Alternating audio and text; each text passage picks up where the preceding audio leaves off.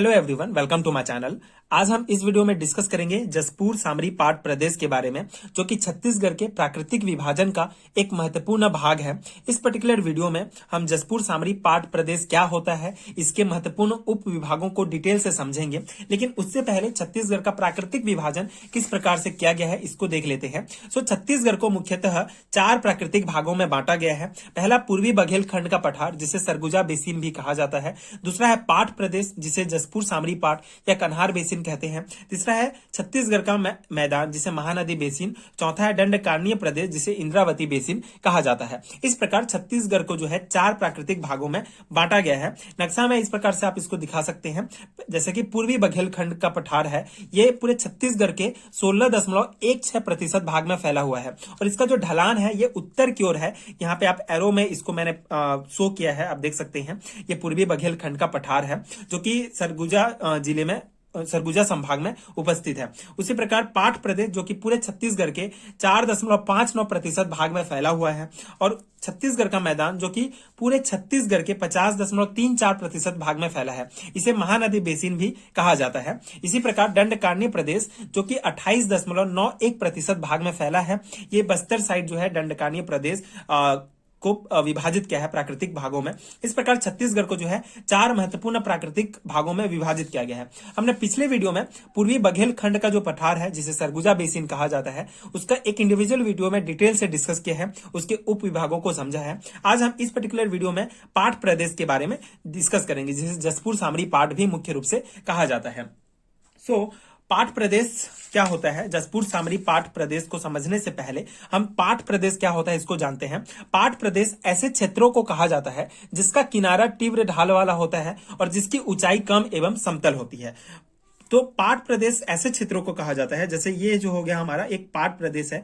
इस प्रकार से जो है इसका जो ढाल होगा, जो किनारा होगा, ये तीव्र ढाल वाला होगा। और इसका जो ऊपर साइड होगा, ये इसकी ऊंचाई जो है कम होगी, लेकिन इसका जो ये ऊपर होगा ये समतल होगा। इसी को ही पाट प्रदेश कहा जाता है। और छत्तीसगढ़ में पाट प्रदेश का विस्तार उत्तर पूर्व दिशा में है। इसका विस्तार बलरामपुर, जसपुर और सरगुजा में है। मुख्य रूप से आप यहाँ नक्शा में हमने शो किया है, आप देख सकते हैं। छत्तीसगढ़ का जो पाट प्रदेश है, इसका विस्तार ये उत्तर पूर्व दिशा में है। छत्तीसगढ़ उत्तर पूर्व दिशा में है और इसका विस्तार बलरामपुर, जसपुर और सरगुजा जिले में मुख्य रूप से फैला हुआ है। और इसके जो उप विभाग हैं, इसको हम आगे डिस्कस करेंगे।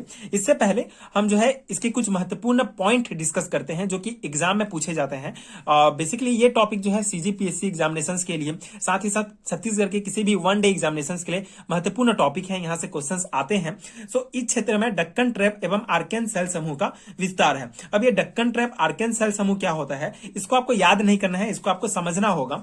डक्कन ट्रैप एवं जो है आर्केन सेल समूह का विस्तार किस प्रकार से है, इसको समझने के लिए आप यहाँ पे देख सकते हैं। यहाँ पे देखिए, बेसिकली यहाँ आप देख सकते हैं डक्कन ट्रैप सेल समूह और आर्केन सेल समूह। हमने इस जो है साइंस इसको रिप्रेजेंट किया है इस नक्शा में। और हमारा जो जसपुर सामरी पाट प्रदेश है, यह मुख्य रूप से इस साइड फैला हुआ है। और यहाँ आप देख सकते हैं ये जो ब्लैंक भाग है, ये आर्केन सेल समूह है। और ये जो है हमारा ये डक्कन ट्रैप सेल समूह है। तो छत्तीसगढ़ का जो भूगर्भिक संरचना है, ये आर्केन सेल समूह और डक्कन ट्रैप सेल समूह भूगर्भिक संरचना में पाए जाते हैं। और इसके ऊपर जो है जसपुर सामरी पाट प्रदेश है। तो इस प्रकार से अगर क्वेश्चंस पूछा जाता है कि भूगर्भिक संरचना क्या है जसपुर सामरी पाट का, तो आपको ये भूगर्भिक संरचना समझना होगा। इसके लिए आपको इंडिविजुअल वीडियो देख सकते हैं। छत्तीसगढ़ का भूगर्भिक संरचना, आपको आई बटन में लिंक मिल जाएगा, आप वहां से इस वीडियो को देख सकते हैं, जिससे आपको अच्छे से समझ में आ जाएगा। इस वीडियो के लिए आपको इतना ध्यान रखना है कि जो आर्केन सेल समूह है और ये डक्कन ट्रैप सेल समूह है, ये सामरी पाट प्रदेश के पाट प्रदेश में पाए जाते हैं। मतलब भूगर्भिक संरचना जो है इसका आर्केन सेल समूह और डक्कन ट्रैप सेल समूह से बना हुआ है।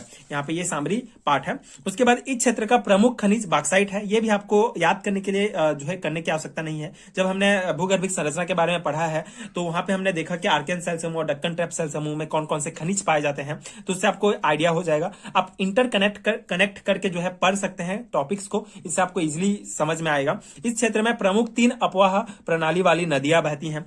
नदी अपवाह वाली नदी जैसे कि ईब नदी, मांड नदी, ब्रह्मणी की सहायक नदियां शंख नदी और सोनगंगा की सहायक नदी जैसे कन्हार नदी, ये नदियां जो है इस क्षेत्र में बहती हैं। और इसी पाट प्रदेश में छत्तीसगढ़ की सबसे ऊंची चोटी गौड़लाटा स्थित है। ठीक है, इसकी ऊंचाई जो है 1225 मीटर है और ये बलरामपुर के सामरी पाट में स्थित है। ठीक है, ये महत्वपूर्ण पॉइंट है। ये जो पाट प्रदेश है, जसपुर सामरी पाट प्रदेश है, इस पाट प्रदेश में छत्तीसगढ़ की सबसे ऊंची चोटी, जिसे गौल लाटा कहा जाता है, गौल लाटा चोटी जो है सबसे ऊंची चोटी है छत्तीसगढ़ की, और ये जो है यहाँ पे स्थित है। ये जो है बलरामपुर के सामरी पाट में स्थित है। यहाँ आप नक्शा में देख सकते हैं, ये जो बलरामपुर जिले के सामरी पाट में जो है सबसे ऊंची चोटी गौल लाटा स्थित है, जिसकी ऊंचाई 1225 मीटर है। इसके अलावा अब हम इसके उप विभागों के बारे में डिस्कस करें, सो पाट प्रदेश को अलग अलग जिलों में निम्न नामों से जाना जाता है, या निम्न प्रकार के उप विभागों में विभाजित किया गया है जसपुर सामरी पाट को। जैसे कि जसपुर जिला में जो है इसी सामरी पाट को जसपुर पाट या पंडरा पाट कहा जाता है। सरगुजा जिला में मेन पाट कहा जाता है। सरगुजा और बलरामपुर में जारंग पाट, जमारी पाट और सामरी पाट कहा जाता है। ये जो पार्ट है आपको नाम याद रखना है, ये इनके बारे में डिटेल से समझना उतना इंपॉर्टेंट नहीं है एग्जाम के पर्सपेक्टिव से। यहाँ पे आप देख सकते हैं जो जसपुर सामरी पाट है, इसको अलग अलग जिलों में अलग अलग नाम से जाना जाता है, अलग अलग उप विभागों में बांटा गया है। जसपुर पाट, पंडरा पाट, मैन पाट, जारंग पाट, सामरी पाट एवं जमारी पाट। ठीक है, ये हो गए कुछ महत्वपूर्ण उप विभाग या उसके नाम। अब जो है अब इन पाटों में से, इन पाट प्रदेशों में क्षेत्रफल के आधार पर सबसे बड़ा पाट प्रदेश है जसपुर पाट। ठीक है, यहाँ पे जो है देख सकते हैं, ये जो जसपुर पाट है, इन पाट प्रदेशों में से सबसे ज्यादा जो है बड़ा पाट प्रदेश है। इसी प्रकार मैन पाट भी जो है छत्तीसगढ़ का शिमला कहा जाता है। आपने सुना होगा जो ये मैन पाट है, इसको छत्तीसगढ़ का शिमला कहा जाता है। इसमें जो है तिब्बतियों को शरण दिया गया था, ये पॉइंट आप देख सकते हैं। मैन पाट को छत्तीसगढ़ का शिमला कहा जाता है, इसी क्षेत्र में तिब्बतियों को शरण दिया गया था। इसी प्रकार पाट प्रदेश जो है उष्ण कटिबंधीय जलवायु क्षेत्र के अंतर्गत शामिल है।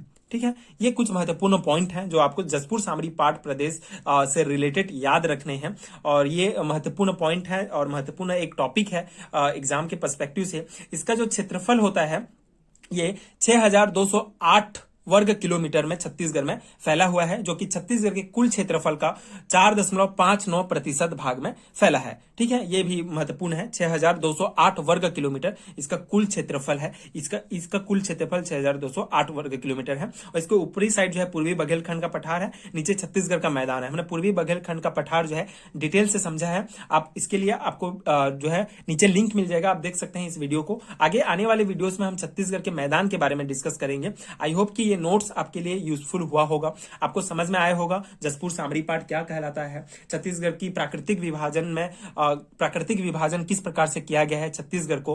तो ये था इस वीडियो का एनालिसिस, इस टॉपिक का एनालिसिस। आगे आने वाले वीडियोस के लिए चैनल के साथ जुड़े रहिए, जिससे आपको इसी प्रकार से और नोट्स मिले। ये हैंडमेड्स नोट्स हैं जो आपके एग्जाम के प्रिपरेशंस के लिए बहुत हेल्पफुल होंगे।